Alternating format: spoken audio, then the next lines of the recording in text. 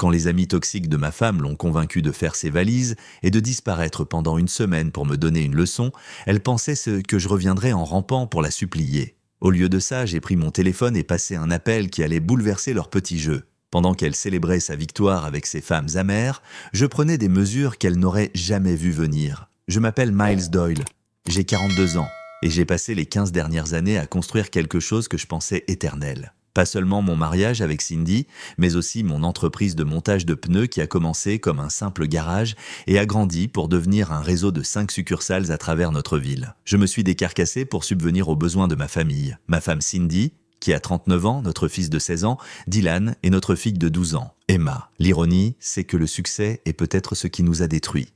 Quand je luttais pour lancer le premier garage en faisant des journées de 16 heures avec de la graisse sous les ongles, Cindy et moi étions solides. Nous formions une équipe. Elle m'apportait à dîner au garage, m'aidait avec la comptabilité et balayait même le sol quand j'étais trop épuisé pour le faire moi-même. Mais à mesure que l'entreprise s'est développée et que l'argent a commencé à rentrer, quelque chose a changé. Cindy a trouvé un emploi à la banque en centre-ville. Elle disait qu'elle voulait sa propre carrière, sa propre identité. Je l'ai soutenue à 100%. Je voulais qu'elle soit heureuse, qu'elle sait quelque chose à elle. Ce à quoi je ne m'attendais pas, c'est qu'elle se trouve un tout nouveau groupe d'amis qui semblait déterminés à détruire tout ce que nous avions construit ensemble. La première fois que j'ai rencontré Veronica Sterling, j'ai su qu'elle n'apportait rien de bon. Elle est entrée chez nous comme si elle était en terrain conquis, portant des vêtements qui coûtaient probablement plus cher que la mensualité de prêt immobilier de la plupart des gens. Des ongles parfaitement manucurés, un sac de créateur et une attitude qui criait qu'on lui devait tout. Elle avait 45 ans, avait divorcé 2 fois et semblait tirer une fierté de ses 2 échecs comme s'il s'agissait d'exploits. Veronica avait une façon de parler à Cindy qui me donnait des frissons. Elle faisait ses petites remarques sur la façon dont Cindy gâchait son potentiel et comment elle méritait mieux que d'être enchaînée à un mari et des enfants. Elle parlait de ses propres divorces comme de victoires, se vantant de l'argent qu'elle avait tiré de chaque ex-mari. Ça aurait dû être mon premier signal d'alarme. Toute femme qui célèbre la destruction des mariages ne devrait pas être la bienvenue dans la vie d'une femme mariée. Mais Cindy buvait ses paroles comme si c'était paroles d'évangile. Le changement ne s'est pas fait du jour au lendemain, ce fut progressif, comme regarder une catastrophe ferroviaire au ralenti. Cindy a commencé à rentrer plus tard après le travail, prétextant des soirées entre filles avec ses nouvelles amies. Elle a commencé à remettre en question tout ce que je faisais, de la façon dont je gérais mon entreprise à la façon dont je disciplinais nos enfants. Elle balançait des phrases qui ressemblaient exactement à ce que Veronica dirait. L'entreprise de pneus était en plein essor. Et honnêtement, ce succès m'a peut-être aveuglé sur ce qui se passait à la maison. En 2023, j'avais 5 succursales qui tournaient comme des horloges, chacune générant de sérieux revenus. Mon garage d'origine sur Main Street était devenu le vaisseau amiral. Mais les nouvelles succursales en banlieue étaient là où se trouvait le vrai profit. Les mères de famille avec leurs SUV, les entrepreneurs avec leurs camions lourds, ils avaient tous besoin de pneus. Et mes garages offraient un service de qualité à des prix justes. Dylan avait commencé à travailler à temps partiel à la succursale du centre-ville, apprenant le métier depuis la base, tout comme je l'avais fait. Le gamin était adroit de ses mains et n'avait pas peur de travailler dur. Je me disais qu'il pourrait un jour reprendre l'entreprise et perpétuer le nom des Doyle. Emma était encore concentrée sur l'école et son équipe de foot, mais elle passait parfois au garage, charmant les clients avec ce sourire qui me rappelait tant celui de sa mère. C'est ça qui a fait le plus mal. Cindy avait l'habitude de me sourire comme ça. À l'époque où nous débutions, quand l'argent se faisait rare et que nos rêves étaient immenses, elle me regardait comme si je pouvais conquérir le monde. Maintenant, quand elle me regardait, c'était avec une froide indifférence qui blessait plus profondément que n'importe quelle dispute. Le changement est devenu évident lors de nos dîners en famille. Avant, nous parlions de tout. Des activités scolaires des enfants, des projets d'entreprise, des week-ends. Maintenant, Cindy restait assise là à picorer dans son assiette, participant à peine aux conversations. Quand elle prenait la parole, c'était généralement pour critiquer quelque chose que j'avais fait ou dit. Un soir, Dylan nous parlait d'un recruteur universitaire qu'il avait appelé concernant ses notes et ses performances sportives. Le gamin était excité. Il parlait de peut-être obtenir une bourse pour jouer au baseball. J'étais super fier, prêt à fêter ça, mais Cindy a juste haussé les épaules en disant que l'université coûtait cher et qu'il devrait peut-être plutôt envisager une faculté de proximité. Je l'ai dévisagé, incrédule. Il s'agissait de l'avenir de notre fils, et elle agissait comme si ses rêves n'avaient aucune importance. Quand je lui ai fait remarquer que nous avions les moyens de l'envoyer où il voulait, grâce à l'entreprise que j'avais bâtie, elle a levé les yeux au ciel et a marmonné quelque chose sur le fait de jeter l'argent par les fenêtres. Plus tard dans la soirée, j'ai essayé de lui en parler. J'ai demandé à Cindy ce qui se passait vraiment. Pourquoi elle semblait si malheureuse tout le temps. Elle m'a répondu que je ne comprendrais pas, parce que j'étais trop concentré sur le travail pour remarquer ce qui se passait dans notre famille. Selon elle, je négligeais mes responsabilités de mari et de père. Ça m'a piqué parce que je savais que c'était faux. Tout ce que je faisais, c'était pour cette famille. Chaque matin très tôt, chaque nuit tardive dans les garages, chaque décision commerciale que je prenais, c'était pour offrir à ma femme et à mes enfants la meilleure vie possible.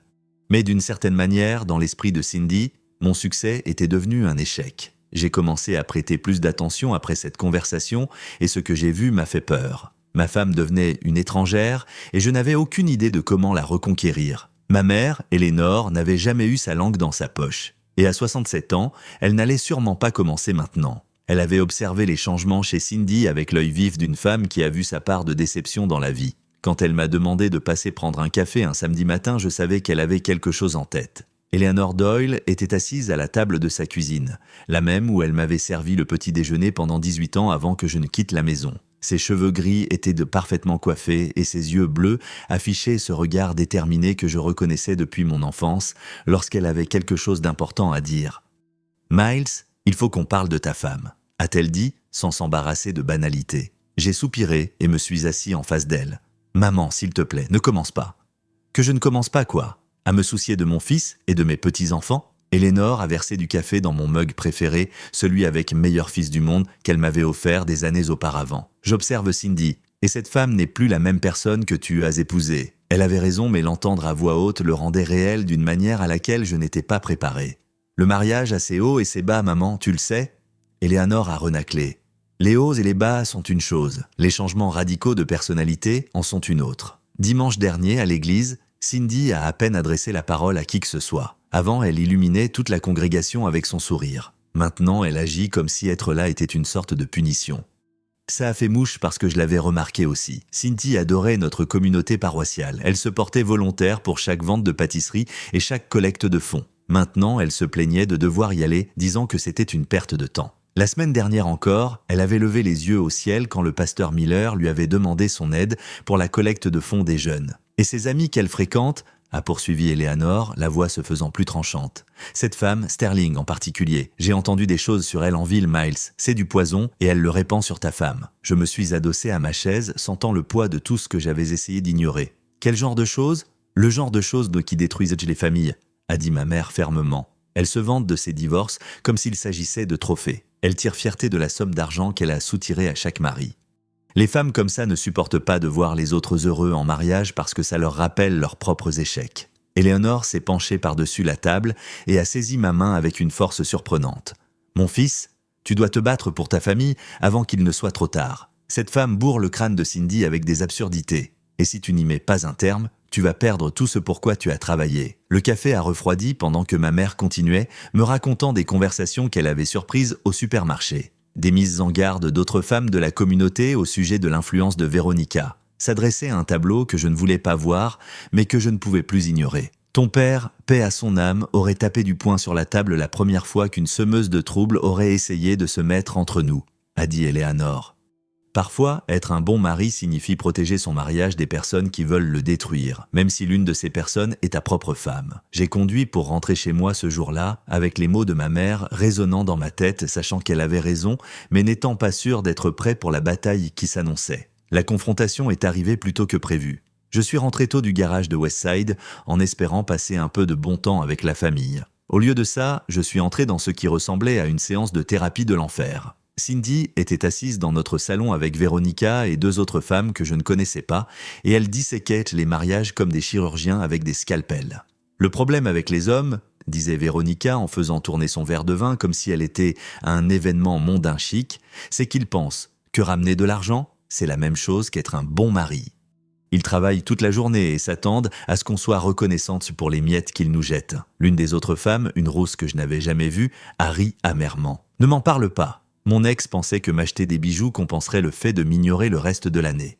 Comme si un bracelet en diamant était censé remplacer une vraie conversation. La 3e femme, blonde et probablement au début de la quarantaine, a hoché la tête avec enthousiasme.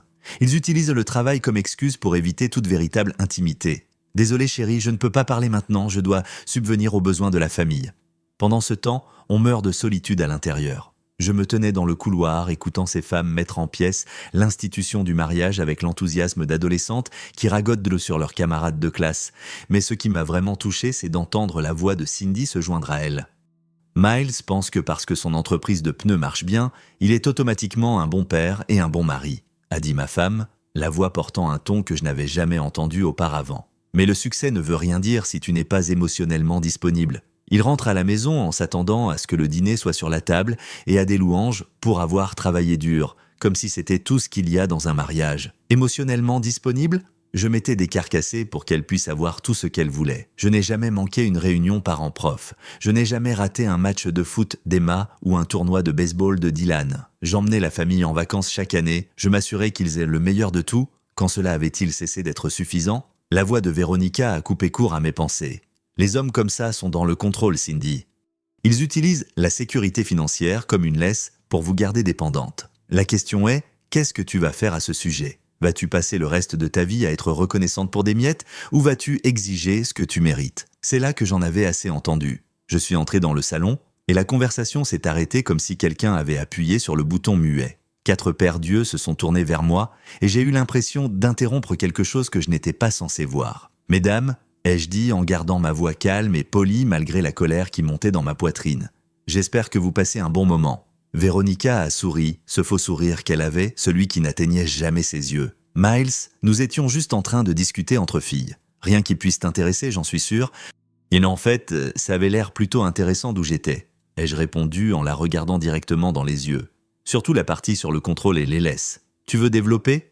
La tension dans la pièce était assez épaisse pour être coupée au couteau. Le visage de Cindy est devenu rouge, de gêne ou de colère, je ne saurais le dire. Les 2 autres femmes se sont soudainement montrées très intéressées par leur verre de vin. « On devrait probablement y aller », a dit la rousse, clairement mal à l'aise avec la tournure que prenaient les choses. « Merci pour le vin, Cindy. » Après leur départ, ramassant leur sac à main avec la vitesse de personnes fuyant une scène de crime, Cindy s'est retournée contre moi comme si j'avais commis un crime terrible. « Comment oses-tu m'embarrasser comme ça devant mes amis ?» a-t-elle sifflé. « T'embarrasser ?» J'ai dévisagé ma femme, incrédule. Je rentre à la maison et je te trouve en train de parler de notre mariage comme si c'était une peine de prison. Comment crois-tu que ça m'a fait me sentir ? Le pire, quand on voit son mariage s'effondrer, ce ne sont pas les nuits sans sommeil ou la froideur. C'est de voir ses enfants essayer de naviguer à travers les décombres tout en faisant semblant que tout était normal. Dylan et Emma n'étaient pas stupides. Ils ressentèrent la tension dans la maison. Ils voyaient comment leur mère avait changé. Ils entendèrent les disputes qui s'arrêtaient dès qu'ils entrèrent dans la pièce. Dylan a commencé à passer plus de temps au garage de pneus, prétextant qu'il voulait mieux apprendre le métier. Mais je connaissais la vraie raison. La maison n'était plus un endroit confortable. Le gamin débarquait après l'école, attrapait une clé anglaise et travaillait sur n'importe quel projet à faire. Nous travaillions côte à côte dans un silence complice, évitant tous les 2 le sujet dont personne ne voulait parler. « Papa ?» a-t-il dit un après-midi alors que nous faisions la permutation des pneus sur la Honda de Madame Henderson. « Est-ce que tout va bien entre toi et maman ?» J'ai arrêté ce que je faisais et j'ai regardé mon fils de 16 ans. Ce jeune homme qui était déjà plus grand que moi et qui avait les yeux de sa mère. Comment expliqueras-tu à ton enfant que la femme qu'il a élevée devenait quelqu'un que tu ne reconnaissais plus ? Ta mère traverse des changements, fiston, ai-je fini par dire. Parfois, les adultes ont besoin de temps pour faire le point. Dylan a hoché la tête, mais je voyais bien qu'il ne gobait pas cette réponse diplomatique. Elle est différente maintenant. Avant, elle me posait des questions sur mes matchs de baseball, m'aidait à faire mes devoirs. Maintenant, elle lève à peine les yeux de son téléphone quand je lui parle. Ça m'a fait mal parce que c'était vrai. Cindy était autrefois le genre de mère qui préparait des biscuits de maison pour les événements scolaires et connaissait tous les amis de Dylan par leur prénom. Maintenant, elle agissait comme si la maternité était un inconvénient qui interrompait sa vie sociale. Emma gérait ça différemment. Ma fille de 12 ans avait commencé à avoir ce qu'elle appelait des maux de ventre qui la gardaient à la maison au lieu d'aller à l'école. Le conseiller d'orientation de l'école avait appelé la semaine précédente, inquiet de la baisse des notes d'Emma et de son retrait des activités qu'elle adorait avant. Quand j'ai parlé de ça à Emma, assise sur son lit entourée de ses trophées de foot et de ses peluches, elle m'a regardé les larmes aux yeux. « Pourquoi maman ne nous aime plus ?» a-t-elle demandé. La question m'a frappé de plein fouet. « Ma chérie, maman t'aime beaucoup. Elle est juste un peu perdue en ce moment. »« Elle ne vient plus jamais à mes matchs », a murmuré Emma. Et quand j'essaie de lui parler de l'école, elle dit qu'elle est trop occupée ou trop fatiguée. J'ai serré ma fille contre moi, sentant son petit corps trembler de sanglots silencieux. Il ne s'agissait plus seulement de Cindy et de moi. Ces femmes toxiques n'étaient pas seulement en train de détruire mon mariage, elles détruisaient la relation de mes enfants avec leur mère. Ce soir-là, une fois les 2 enfants endormis, j'ai pris une décision. Je ne pouvais pas contrôler ce que Cindy choisissait de faire ou qui elle choisissait d'écouter, mais je pouvais protéger mes enfants des retombées. Ils méritaient de mieux que de marcher sur des œufs dans leur propre maison. La découverte s'est faite par accident, comme c'est souvent le cas. J'étais en train de faire les comptes de l'entreprise quand j'ai remarqué une activité inhabituelle sur notre compte chèque personnel commun. De gros retraits, des virements que je ne reconnaissais pas, des paiements à des endroits dont je n'avais jamais entendu parler. Au début, je me suis dit qu'il s'agissait d'une usurpation d'identité ou d'une sorte d'erreur bancaire. Puis, j'ai commencé à creuser plus profondément. 5 000 $ transférés à une certaine Sterling Consulting. Encore 3 000 $ à un spa dans le comté voisin. 2 000 $ pour ce qui ressemblait à une virée shopping dans une boutique du centre-ville. Tout cela s'était produit au cours des 6 derniers mois. Tout autorisé par Cindy. J'étais assis dans mon bureau au garage principal, regardant les relevés bancaires qui racontaient l'histoire d'une trahison financière. Ma femme avait systématiquement vidé nos comptes, dépensant l'argent pour Dieu sait quoi sans m'en toucher un mot. De l'argent qui était censé servir pour les fonds d'études des enfants, pour notre retraite, pour les urgences. Le paiement à Sterling Consulting est ce qui m'a vraiment fait bouillir le sang. J'ai passé quelques appels et j'ai découvert qu'il ne s'agissait pas du tout d'une société de conseil. C'était le compte personnel de Veronica. Cindy payait cette femme, elle la payait littéralement pour détruire notre mariage. Quand j'ai confronté Cindy ce soir-là, elle n'a même pas essayé de nier. « Et alors, si j'ai dépensé un peu d'argent ?» a-t-elle dit en croisant les bras avec défi. La moitié de tout ce que tu gagnes est à moi de toute façon. Je ne devrais pas avoir à demander la permission pour dépenser mon propre argent. Ton propre argent ? Je l'ai dévisagé, abasourdi. Cet argent était pour l'appareil dentaire d'Emma, pour les inscriptions à l'université de Dylan. Nous avions des projets pour cet argent. Des projets que tu as faits, a rétorqué Cindy. Tu décides toujours de tout, Miles. Où nous vivons, comment nous dépensons l'argent, ce que les enfants devraient faire. Eh bien, peut-être que je suis fatigué de vivre selon tes plans. Ces plans incluaient de prendre soin de notre famille, ai-je dit en essayant de garder ma voix calme. Pourquoi as-tu exactement payé 5 000 $ à Veronica Sterling ? Le visage de Cindy a pâli. Elle ne s'attendait pas à ce que je remonte la piste de cette transaction en particulier. Ça ne te regarde pas. Ça me regarde absolument quand il s'agit de notre argent. J'ai sorti les relevés bancaires et les ai étalés sur la table de la cuisine. Regarde ça, Cindy. Regarde ce que tu as fait. Tu as dépensé près de 15 000 $ en 6 mois, pourquoi ? Des soins au spa, des vêtements de marque, payer une divorcée aigrie pour qu'elle te dise à quel point ton mari est terrible. Pendant un instant, j'ai vu quelque chose comme de la honte traverser son visage. Mais ensuite, son expression s'est durcie à nouveau et j'ai su que le poison de Veronica avait pénétré trop profondément. « Je mérite ces choses », a-t-elle dit. « J'ai sacrifié 20 ans de ma vie pour cette famille. Si je veux dépenser de l'argent pour moi pour une fois, c'est mon droit. » C'est là que j'ai su que notre mariage était au-delà de tout sauvetage.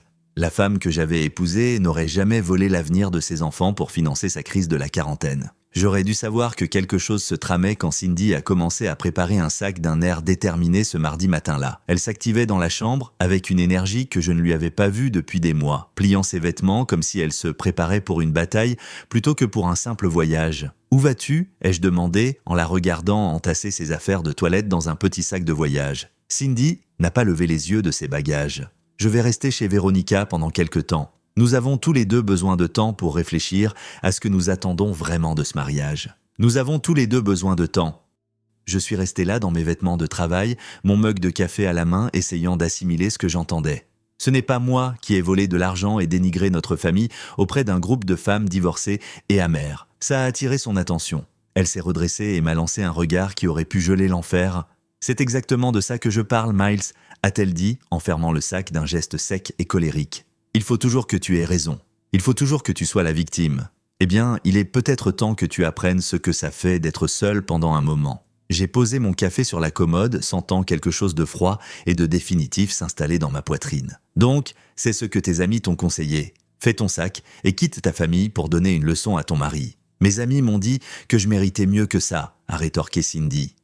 Elles m'ont dit que si je disparaissais pendant une semaine, tu réaliserais à quel point tu as besoin de moi et tu commencerais à me traiter avec le respect que je mérite. Nous y voilà. Les mauvaises fréquentations de ma femme lui avaient dit de partir une semaine pour me donner une leçon, exactement comme ma mère m'avait prévenu qu'elle le ferait. Ces femmes avaient transformé l'abandon de famille en une sorte de jeu de pouvoir. « Et si je ne reviens pas en rampant pour te supplier de rentrer ?» ai-je demandé, gardant ma voix posée. L'assurance de Cindy a vacillé pendant une seconde, mais elle a relevé le menton avec défi.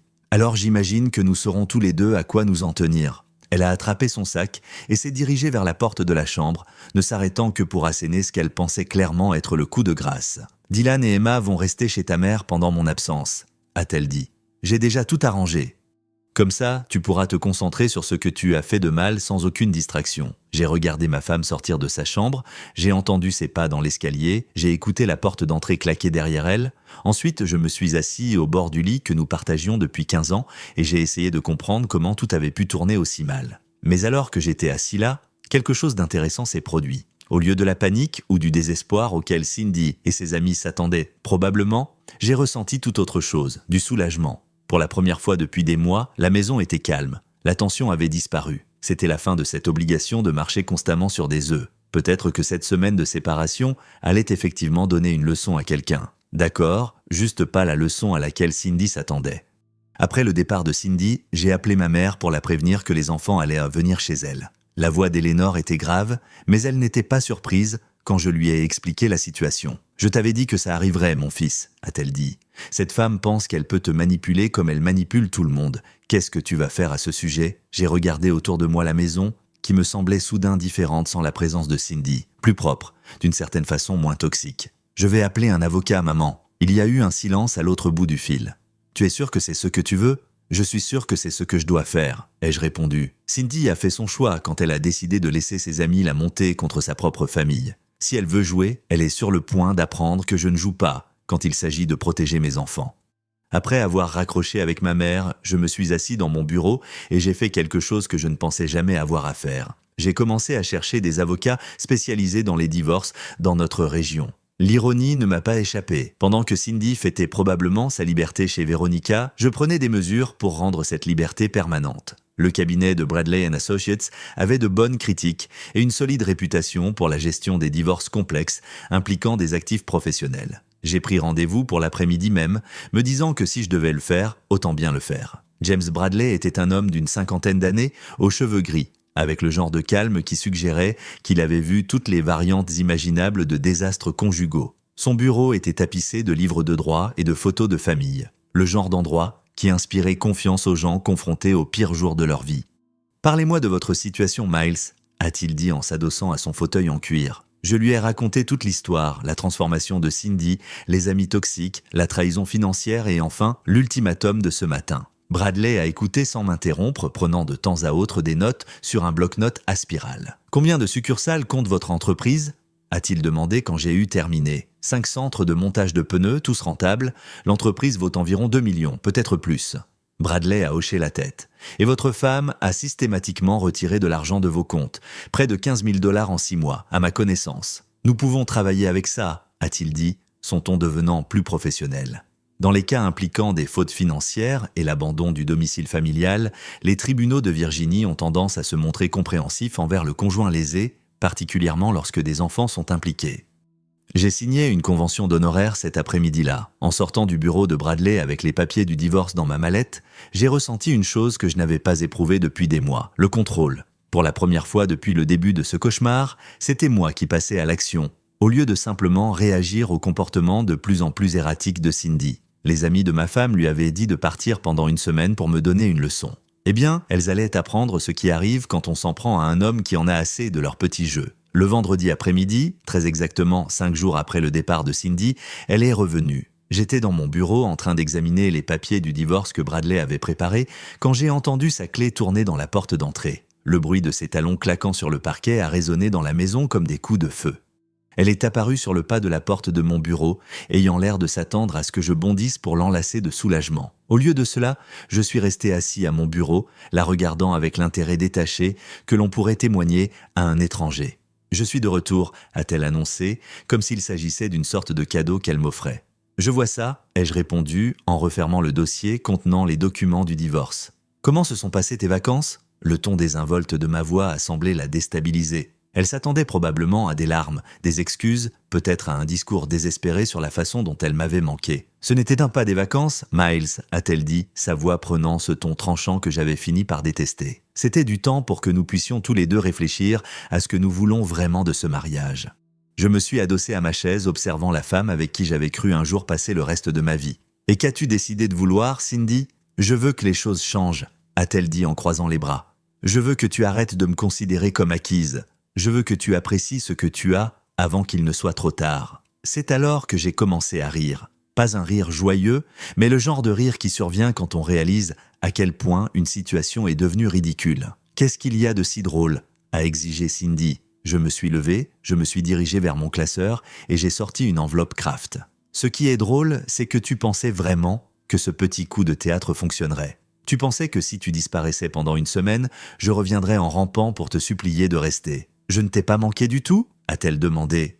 Et pour la première fois depuis son retour, j'ai entendu de l'incertitude dans sa voix. « Tu sais ce qui m'a manqué, Cindy ? La femme que j'ai épousée m'a manqué. Celle qui n'aurait jamais volé l'avenir de ses enfants. Celle qui ne se serait pas laissée convaincre par un groupe de femmes divorcées et aigries d'abandonner sa famille. » Je lui ai tendu l'enveloppe. « Ce sont les papiers du divorce. Je les ai déposés mercredi matin juste après que tu sois parti pour me donner cette leçon. » Le visage de Cindy est devenu blanc lorsqu'elle a ouvert l'enveloppe. Sa main tremblait en lisant la première page. « Tu bluffes, » a-t-elle murmuré. « Tu ne divorcerais pas pour ça. »« Je ne bluffe pas, Cindy. Notre mariage est terminé. Tes amies ont obtenu exactement ce qu'elles voulaient. Un divorce de plus à ajouter à leur collection. » Elle a fait tomber les papiers et a attrapé mon bras. « Miles, s'il te plaît, on peut s'arranger, j'arrêterai de les voir. Je vais changer. » Mais je me suis doucement dégagé de son emprise. « Il est trop tard pour ça. Tu as fait ton choix quand tu as préféré leur poison à notre famille. Le divorce a pris 8 mois pour être finalisé, mais ce furent 8 mois de clarté plutôt que de confusion. Cindy s'est d'abord battue, a essayé de prétendre que j'étais déraisonnable et cruel. Mais quand les relevés financiers ont été dévoilés lors de la procédure de communication des pièces,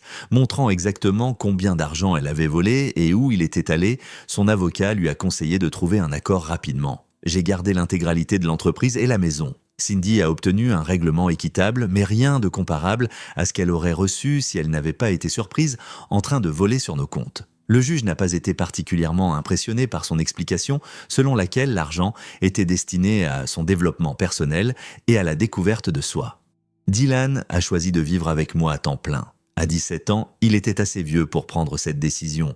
Et il avait vu suffisamment du comportement de sa mère pour comprendre ce qui s'était réellement passé. Aujourd'hui, il travaille au garage principal tous les jours après l'école, apprenant le métier depuis la base. Emma partage son temps entre les deux maisons, mais elle passe la plupart des soirs de la semaine avec moi. Cindy essaie d'être une bonne mère quand elle est avec elle, mais les dommages causés à leur relation sont profonds. Les enfants n'oublient pas quand un parent choisit des amis toxiques plutôt que sa famille. Quant à moi, je m'en sors mieux que prévu. L'entreprise est florissante. Il s'avère que de ne pas avoir quelqu'un qui sape constamment votre confiance est une bonne chose pour la productivité. J'ai ouvert une 6e succursale et embauché 3 nouveaux employés. Environ 6 mois après la finalisation du divorce, j'ai commencé à fréquenter quelqu'un de nouveau. Ashley Thompson a 30 ans, elle travaille comme infirmière à l'hôpital pour enfants et n'a jamais été mariée. Elle est gentille, d'un grand soutien et sincèrement intéressée par mes enfants et mon entreprise. Plus important encore, elle n'a pas d'amis divorcés et aigris pour lui bourrer le crâne de poison sur les hommes et le mariage. Nous prenons notre temps, mais pour la première fois depuis des années, je suis optimiste pour l'avenir. Dylan l'aime bien et Emma s'habitue doucement à elle. C'est tout ce que je pouvais demander. Cindy est toujours amie avec Veronica Sterling et le reste de ce groupe toxique. D'après ce que j'entends en ville, elle sort avec un type de 15 ans plus jeune qu'elle et vit dans un minuscule appartement de l'autre côté de la ville. Veronica l'a convaincue qu'elle vivait sa meilleure vie. Mais les rares fois où j'ai vu Cindy lors d'événements scolaires, elle avait l'air fatiguée et plus âgée que son âge. Parfois, les gens me demandent si je regrette la façon dont les choses se sont terminées, si j'aurais aimé me battre davantage pour sauver mon mariage. La réponse est non. Un mariage est censé être un partenariat entre 2 personnes qui se respectent et travaillent vers des objectifs communs. Ce que j'avais avec Cindy à la fin n'était pas un mariage, c'était une prise d'otage. Mon conseil à tout homme qui traverse une situation similaire est simple. Ne laissez pas des personnes toxiques empoisonner votre famille. Si votre conjoint choisit des amis amers plutôt que votre mariage, croyez ce qu'on vous montre et protégez-vous en conséquence. Parfois, la leçon que quelqu'un essaie de vous donner n'est pas celle qu'il avait prévue. N'oubliez pas de liker et de vous abonner pour ne rien rater des prochaines histoires. Et dites-moi en commentaire, d'où est-ce que vous nous écoutez? Задержка 10 000 миллисекунд. Теперь можем повторить. Было пару косарей, не смыкали над очами ночей.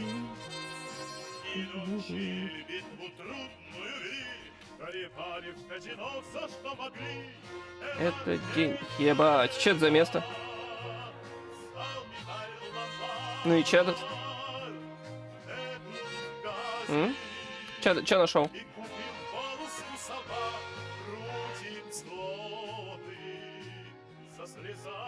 Мне на этом сервере всегда с мирно так странно. У меня на всех серверах все окей. Ну и чё? Типа странные деревья какие-то, да? Подозрительно выглядит. Че это за деревья?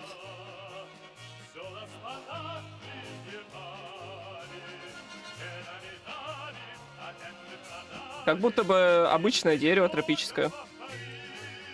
Хули они фиолетовые? Это обычное дерево.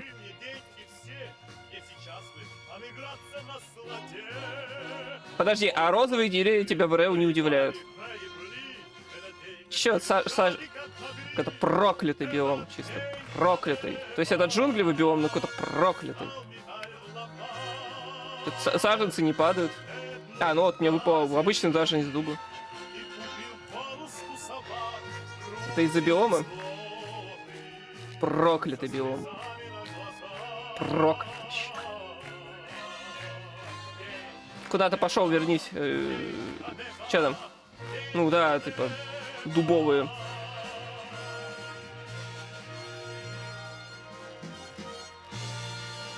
Так, можете, ребят, садиться. Песня День ДД подоиграла.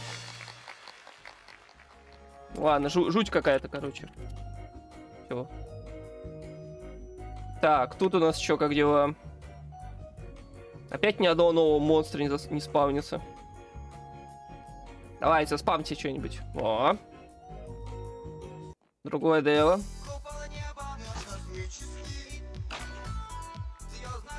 Главное, отойти на достаточное расстояние, чтобы что-нибудь заспавнилось.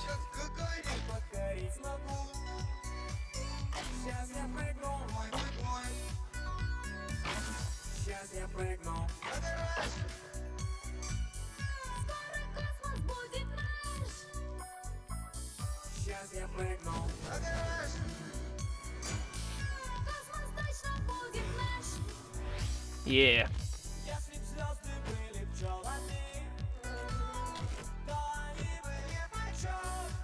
Так, ну-ка, вот сейчас должно заспавниться что-то. Ага. Ау. Как будто бы в реальной жизни меня атаковали. Так. Угу. Такая мини-фармиловка, ребят. Магия, не правда ли? Хоба-на отошел, и фигак моб заспавнился. Как такое возможно?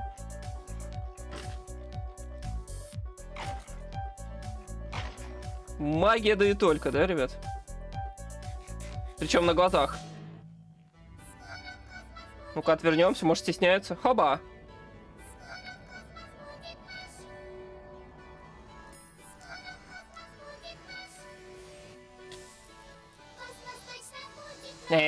Что-то она не хочет больше. Давай. Хоба. Пиглин заспавнился, не повезло. Снова тэпнись. Да погоди. У меня тут играю в магию. Пытаюсь мобов спавнить.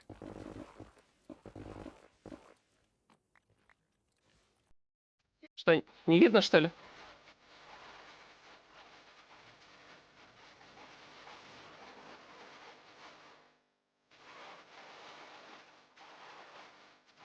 Хоба. Да я сейчас сам тэпнусь что-то. Пузей не видно.